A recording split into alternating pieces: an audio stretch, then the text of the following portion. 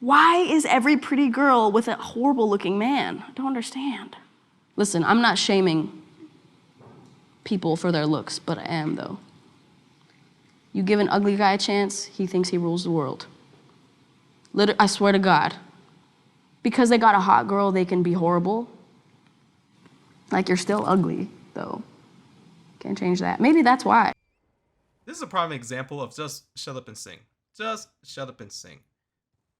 There's a high chance of these, these celebrities. Now, when I say celebrities, I can say movie stars, singers, rappers. Can I say pop stars? Maybe someone you like in your favorite TV show.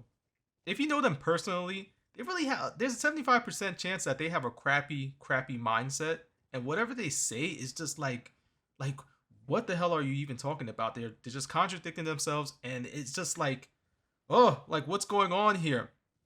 Now, Billie Eilish, as we seen in the video, she's been going through some tough times, especially in 2001. She received a lot of hate. She went outside, and some people, the paparazzi to take the photos, and they're like, oh God, we finally see her, because she's known for wearing baggy clothes. So they finally seen her showing some skin, and apparently the people just gave her a lot of fat shaming comments, body shaming comments, and she fought it like a trooper. She was basically saying, she's not going to go out there altering her body, doing all this plastic surgery which is a lot of celebrities do. I'm not going to call out no names, but you guys can list a few. And I respect it. Now, a year later, now she's shaming men based on how they look, and I'm like, well, goddamn, this is who you are now. You give them the shame, the insults, and the need to feel right a year later. How dare you? We can obviously tell that she had basically a bad relationship, probably with somebody that she was not attractive to, and now she's pretty much doing one bad apple spoils the rest type of thing. And it's just so weird, because it's like, why go into the relationship knowing that you're not attracted to him if it's your top priority? If you're in the relationship and you're just, your mindset, your thoughts telling yourself like, oh my God, I can't believe I'm with this ugly guy who's looking like a damn mutant. And why waste your time if it bothers you so much? You know what I'm saying? She's just basically spewing out her personal feelings to everybody else. And we have to understand, as I don't want to say normal people, or common people. It's such downwards, but we're just, in society, we cannot. It's all Disney. It's like watching a damn Disney show. It's not fantasies. It's not all this. With relationship. I've been in a relationship for the past 9 years now. It's not. Eventually the looks is all gonna go away and stuff like that. It's all about the personality, the vibing, and making sure as a man you have peace at home. That's why I value the most, is having peace. I don't want a toxic relationship. I just don't want it. At the end of the day, we all have insecurities. But when someone tells you that you look ugly as shit, that shit stings. Now these days, you tell an average lady that she looks average, you pretty much better be prepared for war. Back in the days, I was ugly as shit. I was looking like a damn gremlin. But that didn't prevent me from talking to a female, especially a pretty one, in fact. Now, when I finally land my first one, my first pretty female, my lady, I appreciate her. I try to understand her in a lot of things. I show her my flaws. It's up to you to accept. If you would rather die with my flaws, and I notice your flaws, we're gonna see if we're compatible. Communication is very important. Now, did I start as the best? No. Of course I was stumbling in my words, saying why every time. But I also wanted to learn. I wanted to learn more about this person. I want to learn how to interact with people in general, communicating. So, how I presented myself. You see, I was ugly as shit, as I say, but how I presented myself is how I presented myself. I dressed well. I got myself a haircut, dressed well, so I can attract her. I know I couldn't be out here looking dusty and stuff like that. Despite how I looked, I knew I had to do something. It's not like I could have went outside with a pound of mascara on, a pound of makeup on.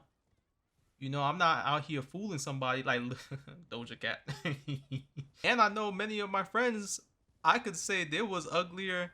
It was uglier than me. You're like, how in the world this guy got the baddest girl, and he's ugly as hell. But when I sit down and really just take a look, I noticed something. I noticed how well he spoke to the girl, how well he treated the lady. You know what I'm saying? No disrespect, ain't not a toxic relationship, nothing of that. You know, there was guys, especially when I was in class, they was writing down poems, literally writing down their poems, so they can rehearse when they when they gonna talk to the girl of their dreams. You know, they created a battle plan, a blueprint, in fact. And I was just astonished by that, and I found myself writing poems. That way I could have come correct. And sometimes it works, sometimes it doesn't. Most time it didn't, but it was fun. And that's how the thing is that it has to be fun. You're gonna fail, of course, but at the end of the day, you're looking for a deeper meaning. What's your end game? What's your end goal when it comes to this relationship? So I just feel like she is not like, she hasn't reached that yet. And of course, I would say, yeah, she's young and stuff like it. Didn't it? I can't even say I can't even put an age on it and stuff like that. Sometimes when you already know what you want when you entering and exiting a relationship, you can see. I would say, like, the dating now these days is very can I say farce, because it's like, we're not fully honest, like, what the end game is. Do you see, a marriage the end game, a marriage in this? Do you see us being a family? A lot of people are seeing what you can bring to the table, and that's how, you're right for that. What can you bring to the table and stuff like that? Are you financially set? But nowadays days, the bar is much more set higher. Ladies earn more than men, and there's a whole fantasy of, especially the rise of Instagram, and a lot of ladies, in fact, want a man, a celebrity man, a superstar man, and to be honest, not many really get that. Desirable man would be able to take care of our kids, of myself, of our older parents. So I would say somewhere between 400K to wherever. Like, there's no bar. Disneyland. She's living in Disneyland. I don't know where you're gonna find a guy making $400,000 a year. How? Why? And the thing is, the funny part about it, that's like 1% of man. And she's looking for it. And she pretty much look average. And you're demanding for something so high.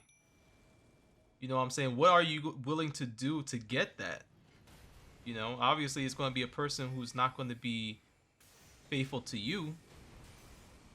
You know what I'm saying? So are you really willing to compromise in some of your traits, or he cannot cheat and stuff? Are you willing to compromise that to get the bag?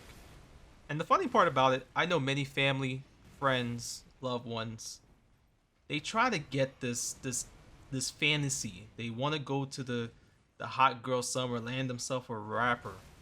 They want to go to the basketball game, Super Bowl game, especially the finals, championship, and land themselves a wholesome player in the arsenal. But many of them still, after years later, still haven't got one. They end up going with the drug dealer somehow. I don't understand. But it's all love. But the whole thing is that they wouldn't settle less for the ugly construction worker who's probably making 80 to 100,000 because he's nice, he's kind. That's not in their alley somehow. That's why I find out. But let me know what you guys think. Did you enjoy the video? If you did, hit that like, subscribe, and always remember, keep hustling, making that money, and I'll see you on the next one. Peace out.